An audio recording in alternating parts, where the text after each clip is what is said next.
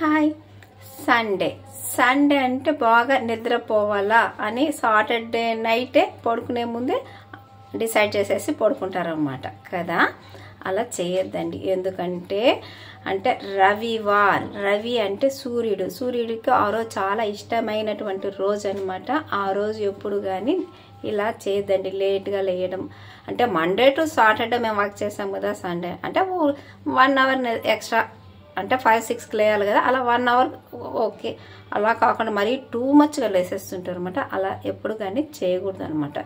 ఎందుకంటే ఆ రోజు సూర్యుడికి చాలా ఇష్టమైనటువంటి రోజు అనమాట. అతన్ని అవమానపరిచినట్లు. కాబట్టి ఇలా చేయొద్దండి. ఇంకా అతనికి చాలా ఇష్టమైనటువంటిది చెప్తాను చూడండి. మనము వైట్ కలర్ డ్రెస్ కానీ వేసుకున్నామంటే ఆ రోజు మనకి చాలా మంచిదన్నమాట. ఇంకా రెడ్ కలర్ పువ్వు అంటే మందారం ఉంటుంది కదా, అది మీరు సమర్పించండి సూర్యునికి. ఇంకా గోధుమలతో అంటే గోధుమ రవ్వ ఉంటుంది కదా, ఆ రవ్వతో ఏదైనా కేసరి అలాంటివి చేసి అతనికి నైవేద్యం చేయండి. ఇలా ఇంకా సండే వచ్చి ఏం చేస్తారంటే ఈ చికెన్ అవి తినేస్తుంటారు కదా, అంటే తినకూడదని ఉన్నాయన్నమాట బాధ ఇది. కానీ మనం సండేనే ఆ రోజు టైం దొరుకుతుంది అని చెప్పి సండేనే ఎంజాయ్ చేస్తుంటాం. Okay, no problem, enjoy. దాన్ని నేను చెప్పను అనమాట. ఇంకా ఇదైతే చూడండి శ్లోకం అంటే ఇలా మొబైల్స్లోను టీవీలోను పెట్టేసి గంటల ధరపడి చెప్పేసా మనం అలా వేస్ట్ అనమాట. ఒక్క చిన్న శ్లోకం అయినా సరే మనం చెప్తే దేవుడికి చాలా సంతోషం అన్నమాట.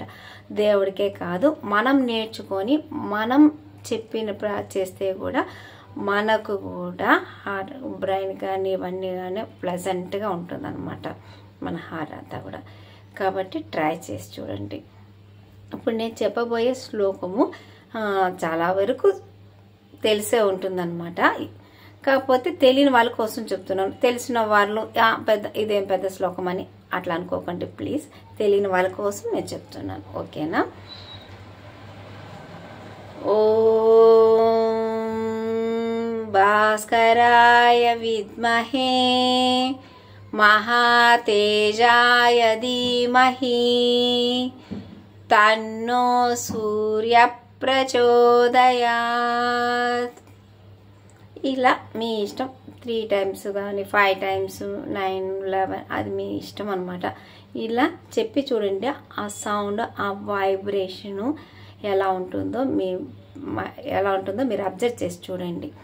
ఊరికే గంటల సేపు ఆ మొబైల్స్లో పెట్టుకొని అలా కాదు, ఇలా ట్రై చేసి చూడండి. సండేని ఇలా కొంత వరకు ఆ సూర్యుని కోసం మనం ఇలా కేటాయించిన తర్వాత మిగతా ఫుల్ టైం మీరు ఎంజాయ్ చేసుకోవచ్చు అనమాట. అతని కోసం మనం ఈ చిన్న పనైనా చేయాలి కదా.